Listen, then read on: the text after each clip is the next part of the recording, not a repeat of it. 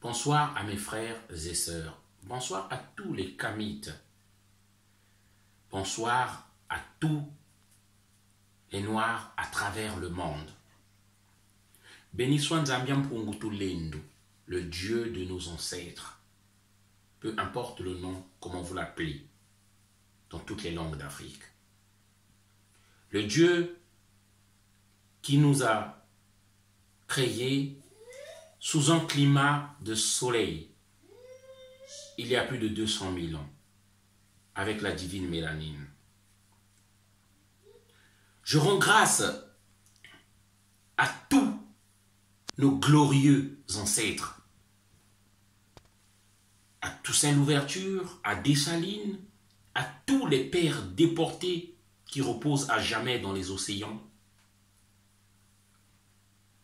à tous nos héros, à tous nos martyrs, à Lumumba, à Thomas Sankara, à Modibo Keïta, à Sylvanus Olympio du Togo, à Barthélemy Boganda, à Oumniobe, à Félix Moumié,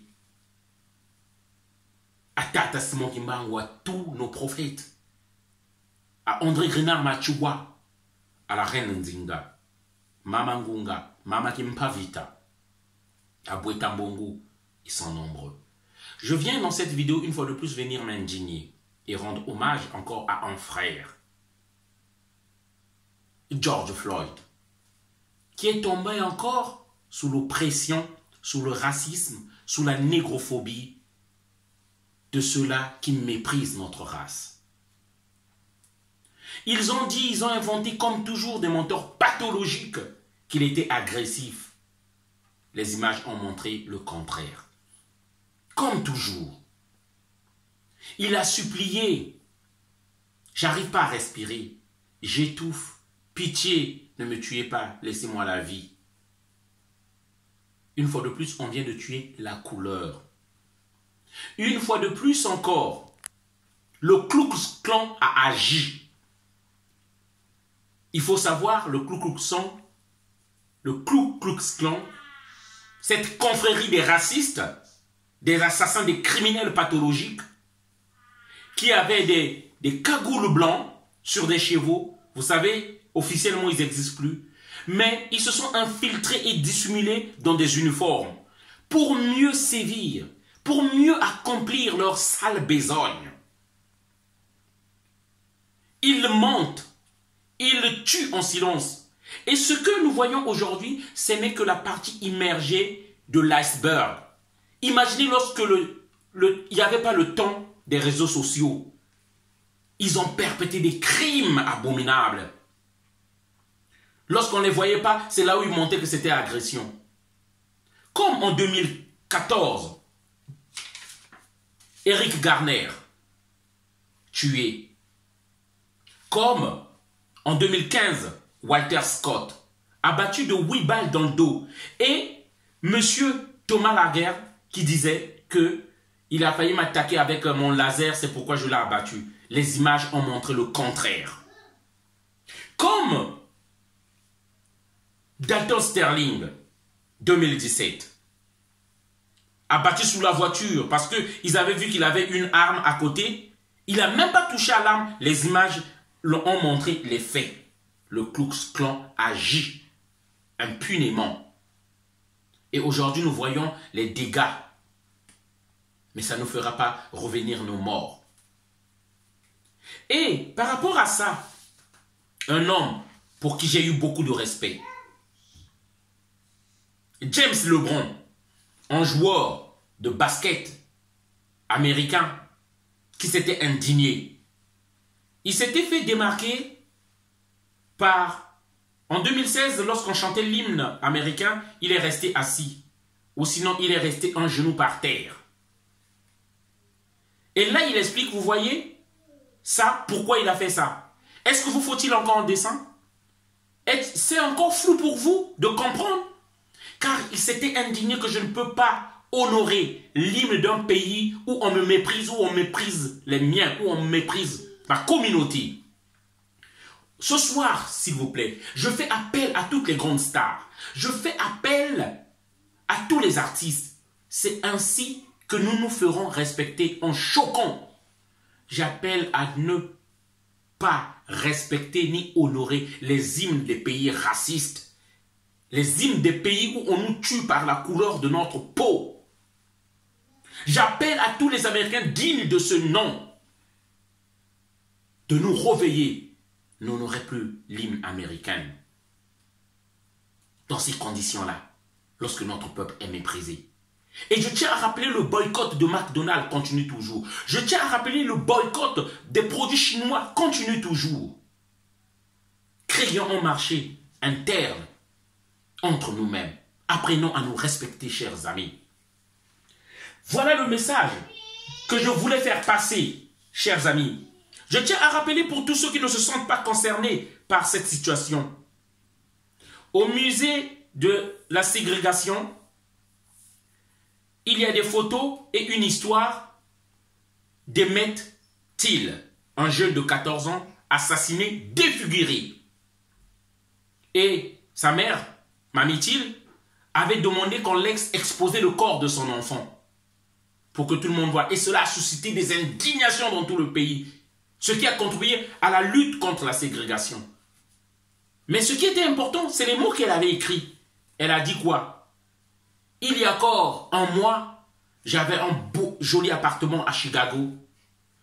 J'avais un garçon. J'avais un boulot.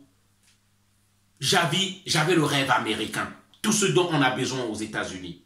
Lorsqu'on tuait les gens dans le Sud, je me disais, oh, ça c'est pas mes histoires, je ne dois pas rentrer là-dedans. Lorsqu'on tuait un noir de plus, je me disais, ça ce ne sont pas mes histoires, je vis le bonheur avec mon fils, ce ne sont pas mes affaires. Lorsqu'on tuait un noir à travers le monde, dans l'autre bout du monde, je me disais, ça ne me regarde pas. Mais aujourd'hui, j'ai compris.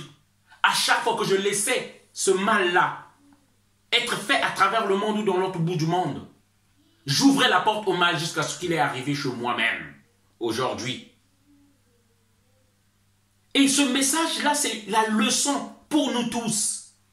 Pendant qu'on est en train de tuer nos frères, vous êtes en train de danser.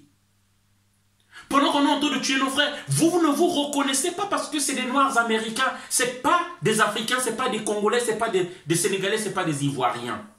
Je ne vous souhaite pas que le mal arrive à votre porte.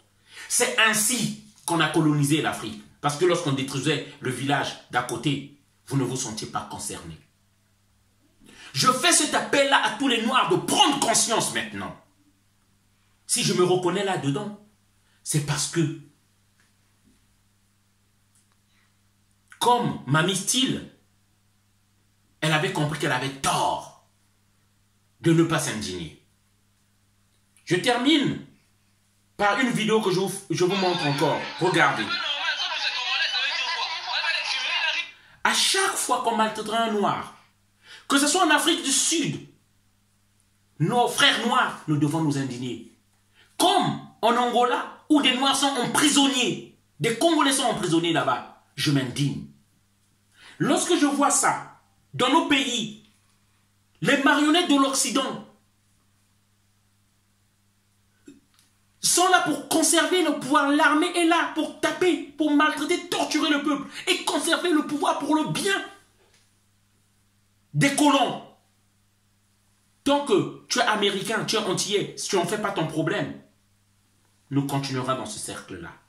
Car le noir de l'Afrique subit un nouveau colonialisme, un nouveau esclavagisme, tandis que le noir à travers le monde, d'Amérique, des Antilles, subit la négrophobie, le racisme et la discrimination. C'est le même combat lié à la couleur de notre peau. Je ne le répéterai jamais assez. Tant que le noir, ces images viennent de m'arriver du Congo-Brazzaville, là où il n'y a même pas le Covid-19 par rapport au soleil, et on simule, on monte pour gagner l'argent, bénéficier de l'argent de l'OMS. On exige, on oblige aux gens de mettre des masques. Voilà. Pour un masque, voilà qu'on vient d'ouvrir la tête à un jeune homme.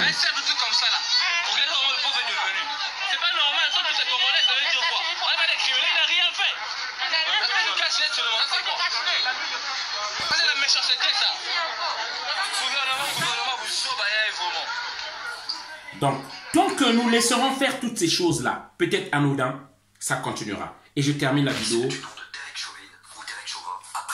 soit agenouillé sur son cou, l'empêchant de respirer pendant plus de 7 minutes. Tandis que lui-même se plaignait de ne pas pouvoir respirer, que les témoins étaient en train de lui dire d'arrêter, et que les autres officiers étaient tranquillement autour, en train d'observer la scène et ne s'en sont pas mêlés. Maintenant, je vais te parler de tout ce qui s'est passé. La rencontre entre George Floyd et les policiers s'est effectuée un peu après 20 h. La police a initialement été appelée à Powdenhound Park, sur Chicago Avenue South, par un gérant de magasin concernant une affaire de faux usage de faux. Un homme aurait tenté d'utiliser des faux documents à Cup Foods. Selon John Elder, qui est le porte-parole de la police du département local, les agents ont suspecté de George Floyd, qui était tranquillement dans sa voiture. Ils sont passés, ils ont vu qu'il était légèrement dans un état d'ébriété. Enfin, semblait. Les agents, arrivant à sa voiture, lui ont ordonné de sortir du véhicule. Il a donc obtempéré, mais toujours selon le porte-parole de la police, après sa sortie de véhicule, il aurait résisté physiquement à l'arrestation. Ce qui aurait justifié...